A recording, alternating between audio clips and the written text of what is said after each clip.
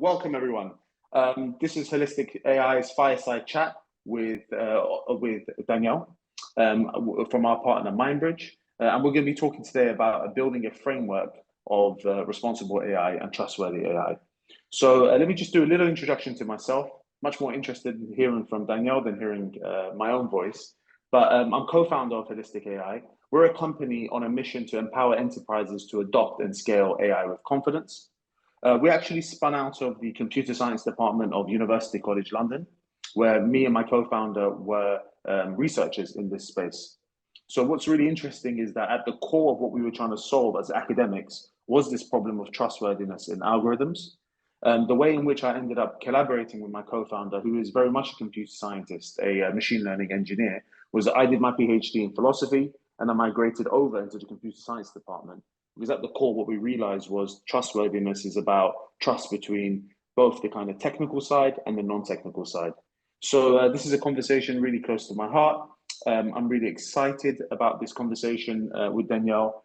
And the kind of context in which we're having this conversation is this huge explosion in the use of AI across industries. So we've had this kind of exponential increase in AI adoption, in the existence of AI vendors. And we've also seen with that a huge amount of public concern and consciousness. So people are always interested in, are these systems fair? Are these systems robust? Do these systems work? And this very much kind of translates itself into industry, which is concerned about, on the one hand, making use of these technologies, of this kind of radical new capability, this kind of industrial revolution in these remarkable technologies. But on the other hand, making sure that it's done in a way which makes sense, that's trustworthy, that doesn't do damage to the business and doesn't do damage to clients or society writ large. So I think I've hinted at it, and I'm just really happy to be hosting Danielle and more broadly MindBridge. I was mentioning that MindBridge are one of our absolute best partners. We've been working with MindBridge for years now, and they're a kind of original partner where they really understood and got the need for trustworthiness in algorithms. It's there's individuals in MindBridge that we've known from our context when we were academics who have gone on to kind of collaborate with in the future. So I'm really kind of excited about this. So Danielle will be participating with us today. I'll just read your bio, Danielle, because I don't want to do that. I don't want to riff your bio, which is she's a member of the auditing standards body and is an at-large member of the AICPA Council. Danielle also sits on the Technology Experts Group for the International Ethics Standards Board and similar Task Force for Professional Ethics Executive Committee. She is also the first woman to receive the AICPA's Outstanding Young CPA of the Year Award in honor of Maximo in 2016. And is a 5-time most powerful woman in accounting by CPA Practice Advisor and AICPA. So it's awesome to have you, Danielle. Welcome. Oh, thank you for having me. It's great to be here. Did I miss anything? Is there any other kind of context about yourself that you No, I'll just add that all those bodies were very focused in the world of accounting and finance, in case for those that may not be familiar with all the different acronyms. Awesome, great. So I think I'll just jump straight into it. And what I mentioned that just broadly across industry, we've seen this kind of adoption in the use of AI. So just wanted to ask you actually, so with respect to MindBridge, what are you seeing? How is it that you use AI? What kind of context do you use it? How does MindBridge go about its, if you will, AI offering? Yep. So we are an AI company. We provide AI services, software. And we're really focused on financial risk discovery for the use of internal controls and auditing. We provide anomaly detection when we sit there and rank every single transaction in a ledger of data and tell you how different every single thing is. So our ethos and what we are really doing is focusing on providing transparency in full ledgers so that people can do their jobs, typically financial professionals, in a more efficient way than they've ever been able to in the past. And you spoke a lot about trust, and clearly everything we do is focused on trust, because we have to have our users trust us that they are getting a complete understanding of it, because many of them are using it to provide trust in other circumstances. So if an auditor is using our tool, they're a trust purveyor as well, and they need to have trust of our system. So it's been a really important relationship for us so that we can provide trust to particularly those that may not have the technical data science skills in order to assess us and all the different attributes that y'all assess us from a trustworthy perspective. That's a really kind of important area. So I guess MindBridge are as an AI company. So are we working on the assumption that MindBridge is developing their AI, or is it kind of, do you have third parties that do particular kinds of AI? The reason I ask that is that a lot of the clients that we work with, some are just like pure AI providers. Others, they actually procure quite a bit of AI and they develop some themselves, and it depends on the part of the business that they're operating in. How does it work in MindBridge? Yeah, so we build software. So we build our AI. We do a very specialized type of machine learning. For any data scientists on the call, it's unsupervised machine learning. For any non-data scientists, that's actually doesn't mean that humans aren't minding the shop. It just means we are not working with pre-labeled data, and we only look at the data set provided to us to look at how different every transaction is. So we're building everything. You're right that everybody is talking about AI, and we're AI for financial professionals. And that does get confusing sometimes of what is your risk profile in the different kinds of AI. If we were to go with third-party vendors, it would change our risk profile pretty dramatically. We focus on what we're really, really good at, and that's scalability. So we're right now building everything that we have. In the future, we may adjust, but that would be a whole new risk profile that we would have to then start reviewing other third-party vendors as well before we brought them into our technology. Yeah, it makes sense. I guess MindBridge is a kind of cutting-edge AI company, as you mentioned, and it makes sense that they obviously build this in-house. That you build this in-house because you can be fully confident about the systems that you're building as well. And so, we don't. I should add that we do use AI in some of our non-core technology functions, like any other company would. And clearly, we have our policies around that, but not in our production, what we sell to others. Danielle, when you, as a company like MindBridge, that's working in a space which in itself is very much about trust, auditing and so on and so forth. When you approach, so what kind of companies do you work with? And what I mean by that is, how do you go and say to them in quite a traditional sector that actually it makes sense to be able to use this kind of scalable solution, this technology, this AI product? So we work typically with large commercial enterprises as well as large CPA firms. What we're really good at in our known product, because I just saw an application or a question come in based on what are our applications. So we've been historically known for our general ledger product to be able to analyze a general ledger at scale in a very large way. We actually cap out at 500 million records, and we're doing 32 tests simultaneously. We've now launched an entire suite of different transaction risk analytics for different types of subledgers. But for us, the focus really is around how can we solve problems for people that they have their problem, they identify it, they know what they're looking for, but they don't have the data scale to be able to execute or the competency. And so instead of having a data science team spend 6 months to build out your anomaly detection in your financial ledgers, instead use us. We are able to be configurable to the nuances of your particular data set.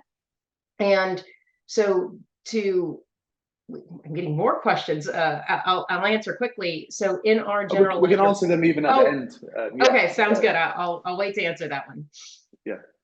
No. It was just more generally about how you're using AI, and the part I'm super interested in is, so we're seeing the same thing. Companies are adopting AI writ large. So we work with a lot of enterprises who are using companies like MindBridge, etc., who are coming in as their kind of vendor.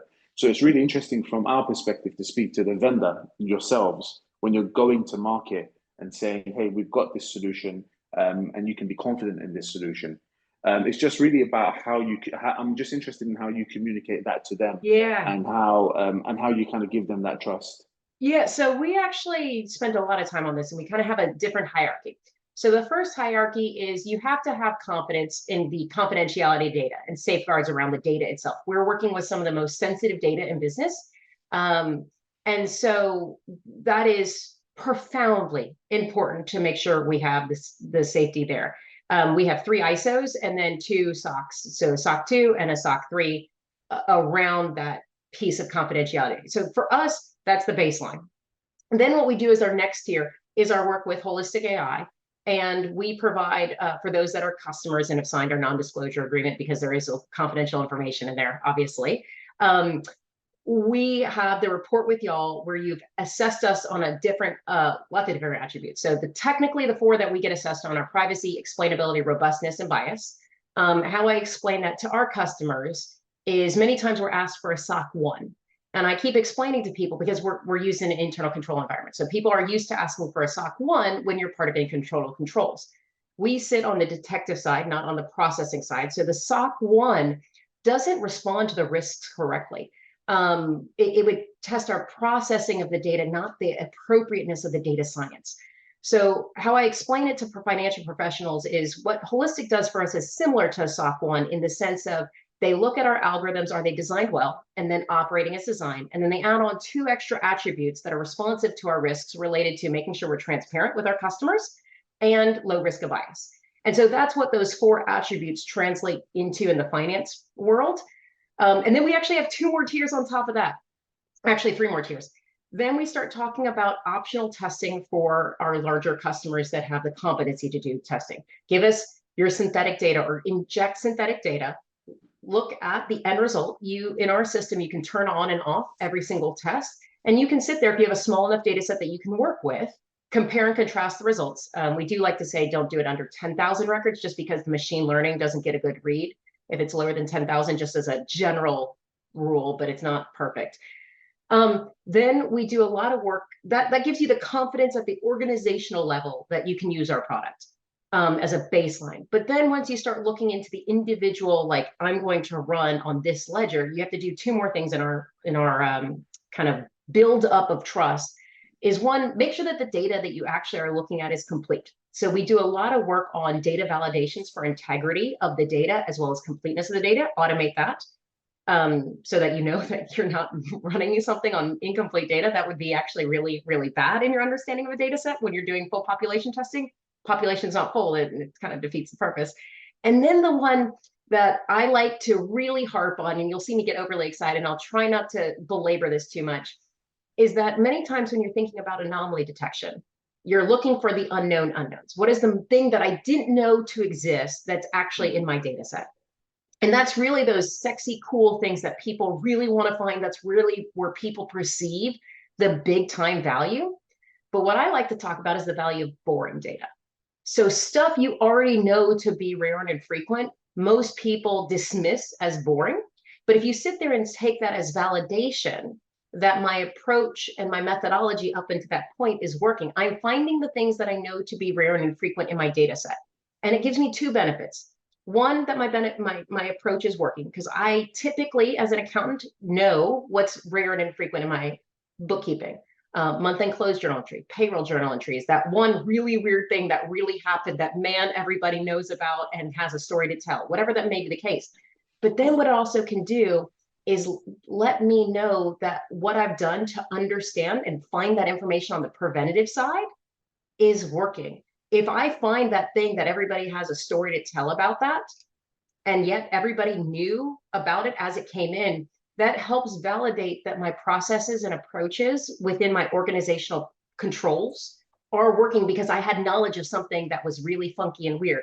I didn't get blindsided by something that I didn't know to be in the data set. So there's value on both ends, and we like to use that value to reinforce that the approach is working, so that you don't think could I have missed something? So it's pretty much 5 tiers that I explain to our users and customers. And it takes a minute, as you can tell, to explain it. But once you start building it like that at foundational levels and then get to the more nuanced, most people typically understand you don't have to have a data science degree to understand these concepts.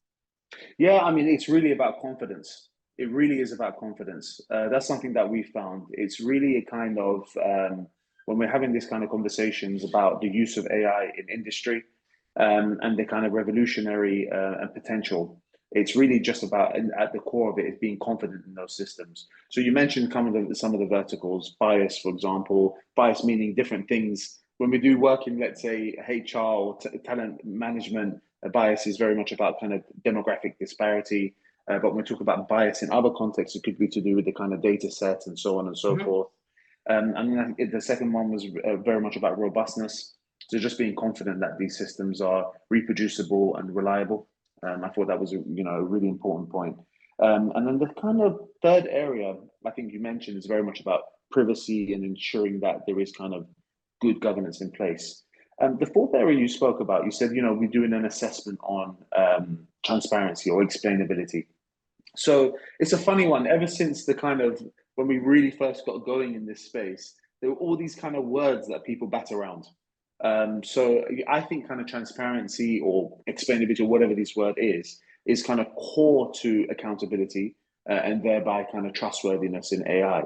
So the first thing I wanted to ask, and just more generally, I'm really interested in explainability in quotes, both from a kind of technical perspective on how can we be confident that these systems or we know why these systems are acting in the way that they are. But then the other side, which is just the kind of communication side of explainability, which is, hey, I'm a non-engineer or a non-data scientist.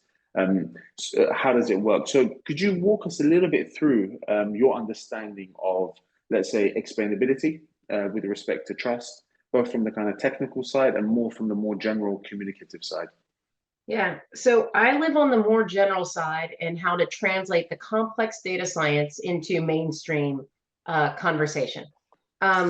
When you think about what we're doing, each individual control point or test that we use is not revolutionary in logic. It's tried and true in the world of accounting and finance. And I'm not just talking only about auditing. Auditing was one of our first user bases, but we are moving into the world of continuous assessment in the internal control environments for commercial enterprises. So for example, Chevron had to do a payroll assessment internally, and they're one of our major customers and gave a presentation about this. And they used our tool to expedite and expedite and create massive efficiency in their testing approaches and their methodology. So when you're looking at a very historically highly regulated profession that must be certain and accurate, there are very thin thresholds for being wrong, and there's severe penalties for being wrong. For example, in the US, the SEC came out last year and said that if you have to have a financial restatement, that the executive compensation gets clawed back. I mean, there's a high need for trust within sets of financial statements. And historically, in the post-Enron world, everyone talked about SOX and put in massive internal control environments. And people have created this efficiency in the processing of data, but they haven't changed that detective control environment on how they're responsive to the new risks that automation has created. So when we adapt for any data scientists on the call, when we use unsupervised machine learning, we don't have to worry about a training on old data and then having an issue with the new data when we learn from only the data set provided. So to get back to the main part of the question, once I gave a little context, when we're able to explain in very normal human terms how each component works and just walk through the logic, it's really quite simple to understand. What is exceptionally complex is the how to execute it behind the scenes. And that's where we try to simplify as much as possible in our documentation. So we will provide lots of examples. We'll explain things through pseudocode as well, which is the concept of writing out like the logical execution rather than writing something in code. Nobody in mainstream wants to see the code. But if we stop using, technical jargon from the data science world and just use the jargon in our industry and just business acumen concepts, the logic isn't that hard. So we focus more on trying to communicate the logic, the value of it, the use case. And then once we are working with a data scientist, we get into the deeper weeds of the how it works or the additional transparency. In our knowledge base, the stuff that y'all provide lots of comments on, by the way, y'all provide us a lot of comments on our knowledge base for where we can have even more explainability and transparency. We do have more details than you'd probably ever expect a vendor to put out there of how everything works. And so we do put it out there. The complexity that we always have to worry about is, we're built for financial professionals. We don't want to talk like data scientists, but we have to disclose enough of the data science so that it can be relied on appropriately. So we kind of have two different audiences in that regard.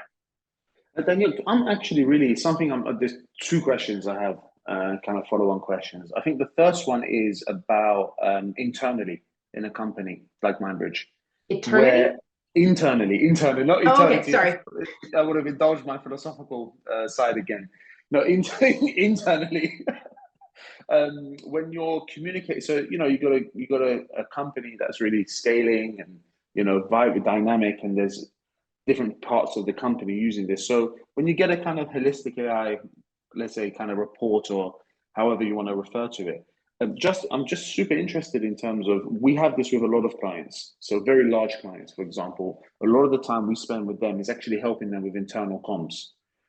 So I'm just actually interested in the first part of my kind of question. The second part will be about more broadly in your industry, is about internally, how is the kind of stakeholder engagement? So is it that, these kind of, let's say, audits or third-party audits from such as ourselves, is it to land within the kind of data science team? Is it actually something that you use in go-to-market? Internally, how does it work? It, I guess it's a little bit different because the world of controls has always received third-party reports, auditors as well as financial professionals. Like many times, if you're using a payroll processor, very common to use a payroll processor, get a report, typically a SOC 1 report, that gives you an understanding of processes, the risk profile, what testing was done, what failed, what passed, all that kind of stuff. So in our industry, internally to our customers, they're already used to the concept of receiving third-party reports, assessing the quality of the third-party report, making sure it's from a reputable provider, and then do they concur with the approaches, and then they see the end results. That's a very common space for the financial world. So for us, it's not something we talk about at our customer internal conversations because they usually have cycles and cadences on how to do this. We do have to help them through some of the translation concepts, not a foreign language translation, but some of the more nuanced data science concepts that we will have to. Internally, what we discuss within MindBridge is how can we always make the complex more simplistic? I've even seen a concept, a quote in the chat, like that doesn't sound very revolutionary. And it's, well, thank you. We actually really work on trying to make our technology that is revolutionary behind the scenes seem simple, easy to use, and straightforward. Yeah. Our role and what we discuss internally is how to take the incredibly complex and make it presentable in a simplistic way that those that are our customers, that are financial professionals, they may have some basic understanding of data science. They didn't go to school for data science. How can they understand and take reliance and in the processes in which they are used to? So that's why for us, third-party assessments are so profoundly important. Yeah, I'm really, but part of it. So I think there's two parts to this thing about it being revolutionary. I mean, I don't think it's superbly. I think it's actually the fact. I think it's the on one hand, you're in a very traditional sector. That's Indeed. why I'm just exactly. That's why I think it's so remarkable that you've been able to kind of push out and convince that sector, or do something in that sector, and if you will, the kind of stakeholders in industry who use this kind of, who would seek this kind of solution. So I'm actually curious about to kind of as a follow on from that one, which was about the internal kind of comms in a company and how people understand it externally. I think we kind of brushed on this. I'm actually interested relative to other kind of industry players. Is it that MindBridge positions itself as kind of complementary to traditional audit, or as something which you go and say, actually, we're doing this in a very different kind of way? And I'm obviously interested in terms of how trust plays a role in that. Yeah. So we do both, actually. If you are a traditional auditor or even controller, and you're just looking to automate things that were of the past extremely hard to do, the data, if you haven't worked with ERP data, it is shockingly hard to deal with sometimes.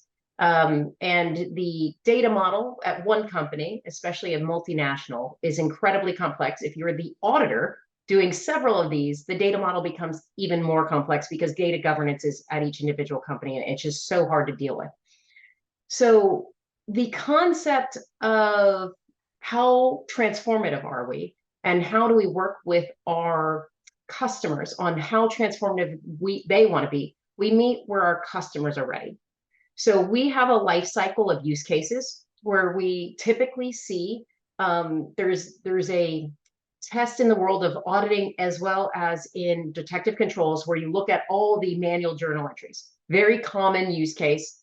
Many times you will get way too many to deal with in a system, or you're even in a system that you actually can't get that information. You'd think that's a simple query. Why would that be so hard? You'd be shocked. It is shockingly hard to get that information sometimes, especially on the different attributes that the regulators expect you to place emphasis on. The systems were never designed to do that.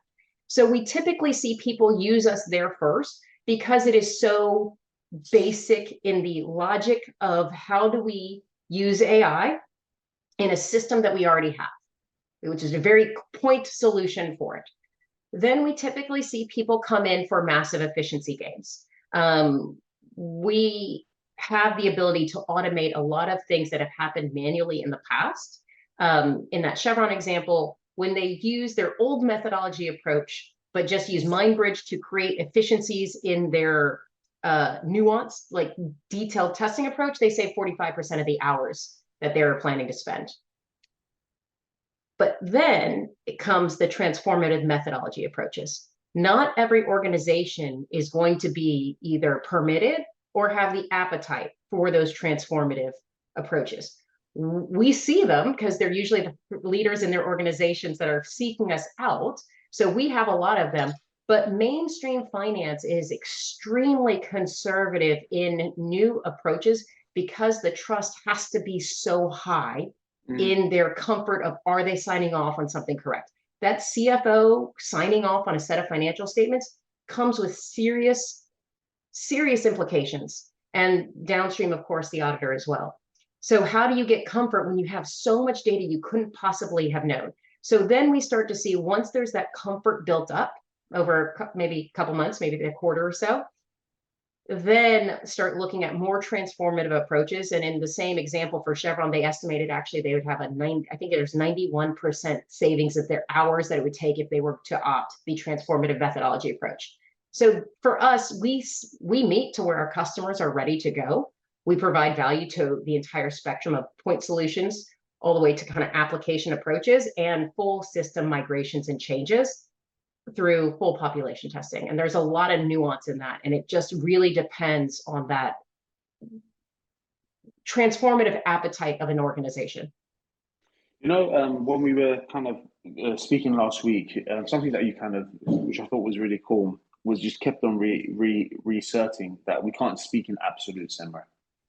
Yes. We can't say, you know, we can't say this is 100% X or Y. This is, you know, absolutely this or absolutely assured, etc. So, given that context, in the context of AI, what is good enough? You know, what is it when we can say we feel confident or assured that this system is trustworthy?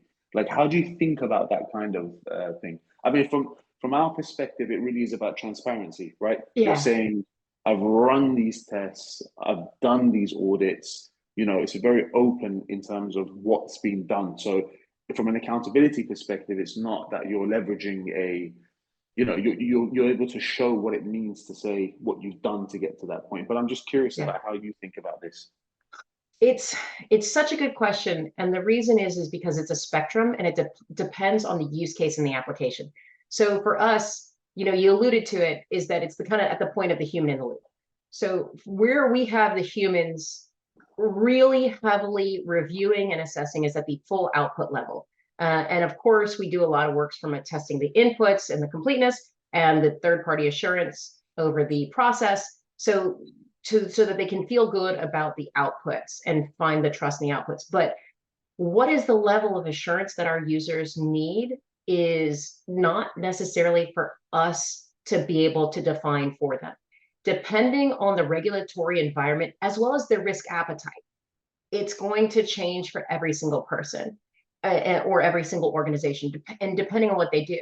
So for us, I completely agree. It's about the transparency. And I think there was a question about how do we know the confidence that we have in each piece of it. Part of the approach that we have is a redundancy concept. We layer together so many different dimensions of testing in our ensemble. So the results of all of our tests that we run simultaneously and provide a consolidated score of all that. We put so much work into making sure you can understand the individual components of that score, as well as there's always going to be overlap. So if you find that one test is not a good predictor of, let's say, a potential fraud, which would probably be the case, like no one test is going to be a perfect predictor. I know like everybody loves a good Benford's law. I love a good Benford's law. I've done Benford's law. I know that one's not AI, just a statistical model. But if you think about confidence, it's a really good one to explain, especially since there's in the movie The Accountant. So if it's making it into mainstream Hollywood movies, it's probably pretty well accepted, but it's not going to be a perfect predictor all the time. But I found some great stuff using Benford's professionally. So our approach is to layer on so many tests simultaneously that if there's no one single point of failure. So if something is not a good predictor, you have the transparency that it's not contributing to the score, and yet you get all the rankings and we're aggregating everything for you, then you get to decide where are your cut lines. And even the risk assessment within an organization, because corporate organizations do big style risk assessments as well as auditors do that. If you're getting your cut lines in your risk assessment and what you're willing to tolerate, because in the world of auditing, you're never giving absolute assurance, you're giving reasonable assurance. And each organization defines that differently. So we leave that in the hands of the users, and we're not going to prescribe what is their appetite for risk. That would be a little bit overstep on our behalf. No. I appreciate it. Do you see or do you notice that when you are an AI company that their kind of threshold changes in terms of what they from the kind of client side expect in terms of trust, or is it just more general good governance and how they would kind of have their own risk appetite? I would say it's general good governance and risk appetite. The world of accounting, even though it's very numeric based in its data set, is surprisingly qualitative in its assessment of risk thresholds. There's not a lot of quantitative risk assessments beyond the materiality of the dollar threshold of an amount or the change in the amount. So the legacy approaches have really focused on putting an undue bias on extremely large, which is an accurate bias to probably put in, as well as massive changes. And again, probably a pretty good bias to put in. But if you have an organization that has so much, those threshold approaches don't always give you the granularity that you're looking for. So for us, we live in a world where the historical risk assessment is not necessarily always perfect. People understand their risk profiles, but they've done it in a more qualitative assessment. We haven't seen a ton start to go on a full-blown quantitative risk assessment. However, we put out a lot of resources and we have seen a lot of interest in quantitative approaches to things that have been qualitative in the past.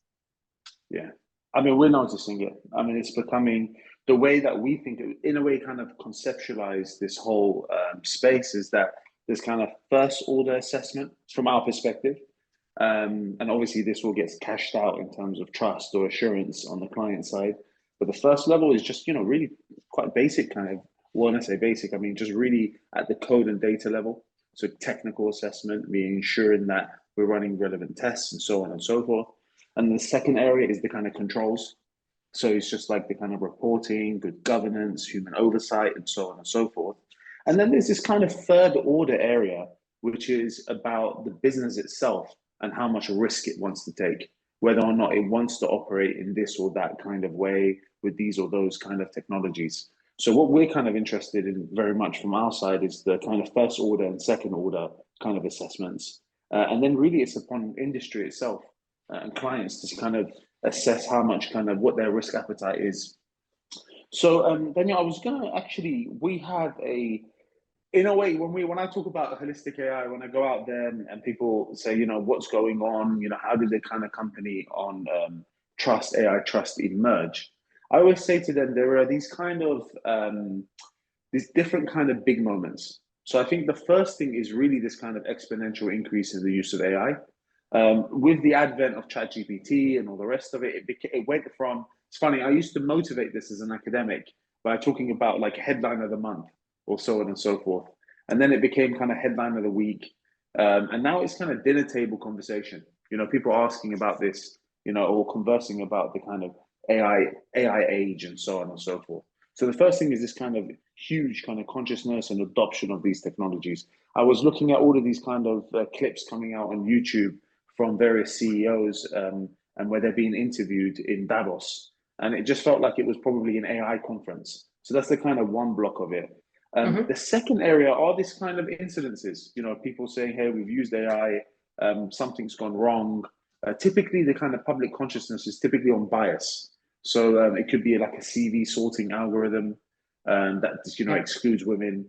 Often it could be even like a dynamic pricing algorithm that kind of gives different demographics, different kind of prices. Yep. So usually have these kind of, but we also had some hard cases, some cases where like, it'll be a trading algorithm that glitches and it just has these catastrophic consequences.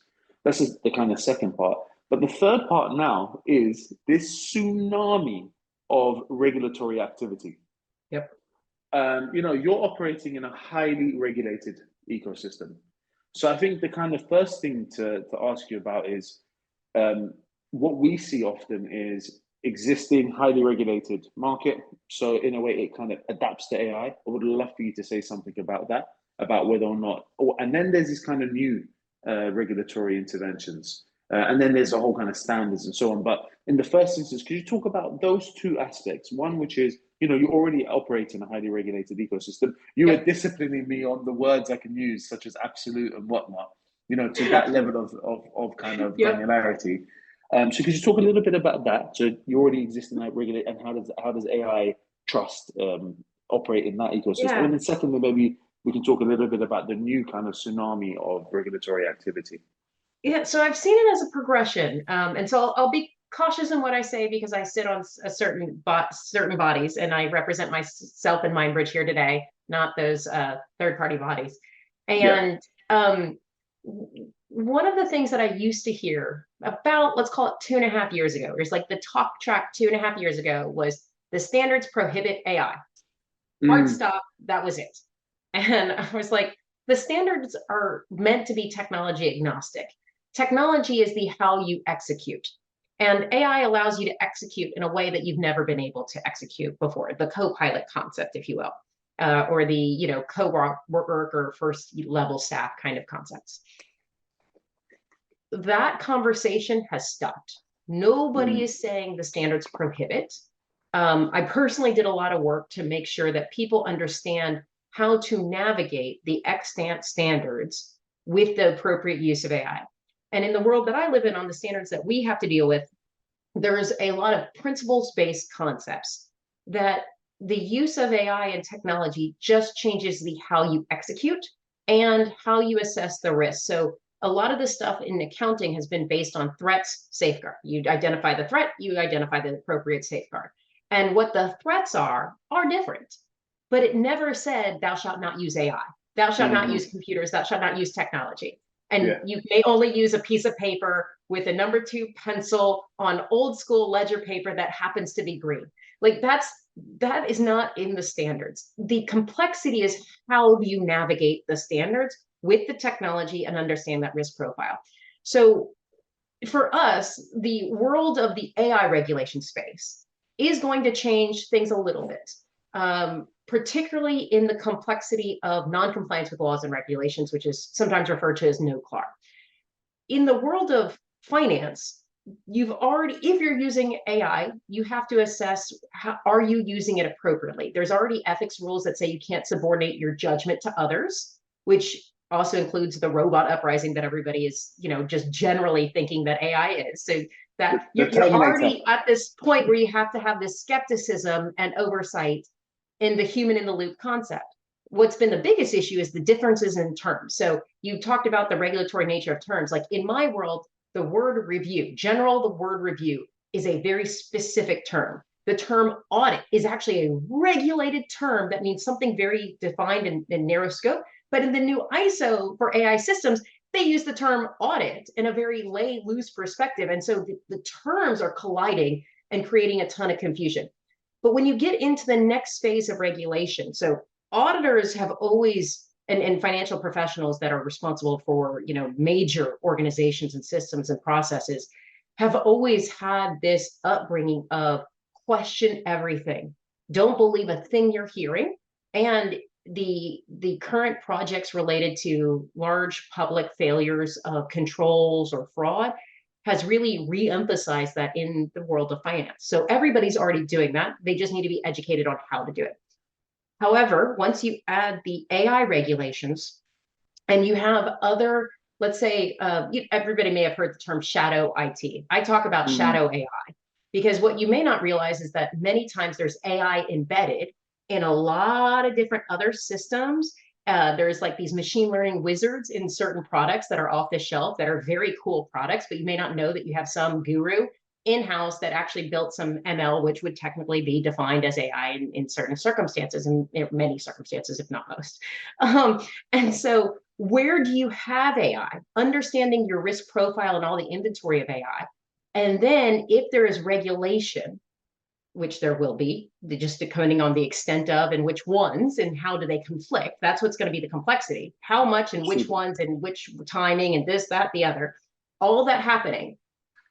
If you have a mistake and you don't have the right level of transparency or understanding, or you have an extra bias that you shouldn't have dealt with, now you have whatever is the regulatory flaw that you've had, that you have to remediate, cure, pay the fine, whatever may be the case, the cost of doing business that some people talk about. But the added knock-on impact is this concept of non-compliance with laws and regulations. In the world of finance, when you have these things, you actually have to record liabilities and say like, hey, we messed up. We anticipate we're going to have to pay $1 million fine, $2 million fine, some of the big fines in the news, whatever may be the case. And you have to record those. So for the financial profession, the complexity of which regulations apply, which systems are there, and is there a disconnect on what I've not complied with is actually going to have financial statement impact. And that's going to be really complex to track and understand.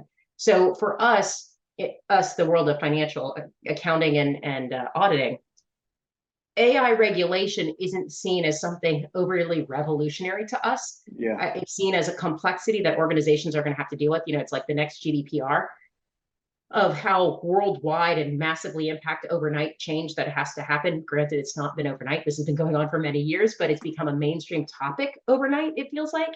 And it just has these extra knock-on impacts when you're already a highly regulated environment that you've already had to find a way to rely appropriately. Sorry, that was a kind of long tirade of an answer because it's something we track heavily. No, I'm same here. I mean, we usually, our experience is, industry it cares a lot about good governance. And if you've got really good governance, you do a lot of the heavy lifting in terms of compliance readiness. You've got all the controls in place, you've got documentation and so on, and you're anticipating the kind of controls with a view to those kind of compliance requirements. So I'm just kind of weaving in some of the questions that I'm seeing. And one of the kind of themes that is coming up in the Q&A and the chat, and also in the kind of Q&A that's coming up here, is this thing about operating across different jurisdictions. And it makes sense, right? MindBridge is a global company. And you probably have clients across the world in different jurisdictions. So could you speak to me a little bit about that? So trustworthiness in AI and the regulatory discussion across different jurisdictions. Yeah, so for us, we anticipate we will be subject to the highest, whoever has the highest regulation, whoever has the highest requirements, whoever is the biggest, baddest requirements. Because we've worked with y'all for so long, when we reviewed the first draft of the EU AI Act when it was out for public exposure, we're like, okay, well, there's going to be some devils in the details here. We'll see what it is. But we already had our first assessment done with when you all were at University College of London Consulting. So for us, we've always seen it as a competitive advantage. We're already that far ahead. We're already at the stage where we're refining and fine tuning. we know there's going to be conflicts between the different jurisdictions, but if we end up complying with the most complex one, we're probably going to be okay. There's going to be some devils in the details and nuances, and maybe in certain parts of the world, certain things have to get turned off. But based on the what we do on transparency and explainability, we are already really well positioned because we've been doing it for so long. I mean, what other company has been doing this for 3 years with y'all? I think there may be one other initial customer that may be more tenured with y'all than us, but we are pretty close. So, Danielle, to be honest, it's funny. We originally, a lot of the original work that we did, we were commissioned to do research on behalf of a particular unit in the UK government. And it was just very early on the question that they were asking. We were saying, we have this research. What does it actually mean in practice? It was to say, how do we go about doing this, in practice? And what we found is we're now having conversations across the board, very large enterprises who are saying, hey, we've got this kind of fragmented global outlook. What do we do? What is the kind of gold standard? And often I say, look, I think the gold standard is going to probably be the EU AI Act. It seems to be the most kind of arduous and most prescriptive form. But actually, what you want as an industry or as a company when you're operating across them is good governance. Are you confident that that you know where your systems are being used? As you mentioned, inventory and registry. Do you have a risk profile for those systems? And then you're doing all of that with a view to, the documentation and the audit trail that's necessary for, in a way, kind of compliance readiness. So from our perspective, we're constantly being asked all the time about the actual work about what's taking place in the EU and about the EU AI Act and how that's going to impact.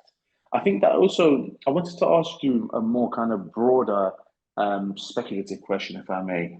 It's because it's come up quite a few times. It's about cross-sectorial. So, you're operating in a very specific area, and trust is actually interesting. You come from a legacy industry which has legacy trust. Do you think that there is in the broader question of trust in algorithms, what we're seeing in your sector is something that's going to maybe translate across sectors, or that this is a more general problem or very sector specific? I think it's so hard to answer because the nature of the AI can be so different, and that changes the risk profile. So, for us, we deal in pretty much one type of ML. And it's an ML that's very easy to understand the theory of processing. We give y'all glass box access to our code to make sure that the approach is working. And then you do stress test us as well to make sure we don't have corner cases and whatnot. In that regard, it's so much simpler to have a reliance on outputs when we can do a test of inputs and process. We built a tool that was meant, and this is pre-AI being a hot topic. I mean, we're like 8 years old. It's old in that regard in the world of AI. But when you start to think about situations where you do not have the capability to test process and you only have the outputs and your inputs, how you do that becomes more and more complex. It's not impossible to do, but it is harder to do because you don't get that glass box transparency of the processing unit. So then you're starting to look at like gradient feature concepts where you have to sit there and look and test the outputs to understand. And you're probably having to do this on a regular basis, because if you do not have control of that process, you don't know if something has changed. So you're probably constantly and continuously making an assessment on reliability. But if you're thinking about the concept of, okay, this is all about the human's capability to rely upon the output, right? At the end of the day, at least a lot of the standard setting bodies that I've worked with are putting a heavy emphasis on, can you rely on the output? And again, one way to rely on output is inputs plus process, but other ways are assessing the output on other dimensionalities.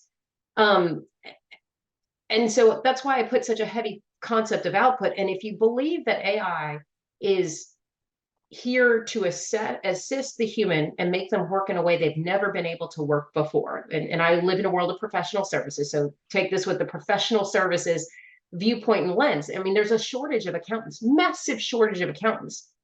We have more people retiring in our profession than we can fill them with incoming pipeline of students. We have a human deficit of capable humans. That means that those of us that are in the profession are going to have to do more with less. The solution for many people and why AI is being so talked about in the finance function is because it's a solution to a staffing problem. It's enabling humans to work in a way they've never been able to work before. And so for us, we put a heavy emphasis on ability to rely on the output. And the how you execute that is going to be that cross-sectional concept that you're talking about of finding the best in class approaches based on the type of AI that you have, like the actual like technology itself, as well as the risk profile that you're dealing with. Human demographic information is much different than, because of, let's say, historical institutional biases, risk profile, than financial numeric processing transaction data that are the end result of, let's say, a major international retailer that's selling jeans. And we have all the data. That's just two totally different risk profiles of what could happen and what could go wrong. So to me, it's really about that nuanced understanding what it's going to be used for in that underlying risk profile. I mean, I really, I look at the whole industry as a kind of, we enable enterprises to adopt and scale AI with confidence and securely and at scale, and it really is about that. It's about a kind of transformation of human capital, and us being confident that people have these kind of tools in place to be able to kind of deploy such systems and operate in a different kind of circumstance. We actually, just to go back to the stuff about the kind of chaos in the ecosystem, we built out a tracker, a holistic AI tracker, which just kind of is a kind of platform where people can kind of subscribe just to be up to date with what's taking place, with different kind of standards interventions, with different regulatory interventions and across the globe. I want to ask you one quick question before we kind of move to closing remarks. And that's about, and the way you've spoken about this, Danielle, is, and I've noticed this here in the States, that it's almost as though something like, I think of this as a new category, AI assurance or responsible AI, whatever it is. In a similar way, we had cybersecurity, we had data governance, and now we've got this kind of AI assurance, if you will, category. It feels like there's something akin, a little bit akin, analogous to cybersecurity, insofar as you're seeing a lot of kind of best practice emerge and so on. So do you think industry will kind of, it will be a little bit kind of, in terms of the actual standards and best practice, it might come from industry best practice, and this is something that perhaps in time it will be kind of codified? I think so. One of the conversations I've had recently was all about which framework to use, whose framework was the best, which one to do. And I think you're going to start to see framework adoption of taking the best of different things. And I think you'll eventually start to see people converge around one or two different frameworks. In the world of, let's say, internal controls, COSO is typically considered the framework that you kind of design your internal control environment and your enterprise risk management around. There's probably other ones out there, but it's become so prevalent that that's the main one. But the standards are usually always designed to be framework neutral. So you could do a little bit of, I don't want to use the term framework shopping, because that implies a certain amount of trying to get the answer you want versus, but it may also be which framework is the most appropriate for the type of AI. I saw a couple of questions in the chat come by about, well, Danielle, that's great for the type of ML that you are, but generative AI, that's going to be harder. And I completely agree. It's going to be so much harder if you don't have the ability to supervise process and maybe even sometimes the original inputs that were the training for the foundational model. So it's about the understanding of what do you have, what's the risk profile, and then finding what is the best practice, just like you said. And I think you're going to start to see people converge around probably a handful at first, and then they'll probably start getting more refined for the different nuance of risk profiles that may exist, because we're talking about completely different risk profiles, and everybody is using the term AI in such a broad context In my profession right now, AI, the term AI, general AI concept, not artificial general intelligence, but generally the word AI. See, again, confusion on lexicon and terminology. Generally, the term AI is equated to mean only generative AI, which is not the case. So any of my technologists on the call or data scientists, you know that that's only one type. And so that confusion has created a lot of complexity. And I think as you see the mainstream business person start to become more proficient in the understanding of nuance and risk, you'll start to see more general frameworks that can be applied in multiple ways. But I think you're going to also still see a lot of really nuanced best practices for particular risk profiles that may exist depending on the nature of what technology you're using. Oh, absolutely. I see NIST as very much kind of pioneering that. You know, it's a broader, less prescriptive framework, but really kind of drives it. So yeah, you know what? I think we're kind of at time, and I just wanted to say a massive thank you, Daniel. I really appreciate your time. We very much appreciate the relationship with MindBridge. MindBridge is a kind of pioneer in this space. You know, really kind of, as you said, it was probably our earliest engagement. And it's really kind of matured with time, and something that we were kind of trailblazing originally is now becoming kind of industry best practice. So a phenomenal relationship. And just to say thank you so much.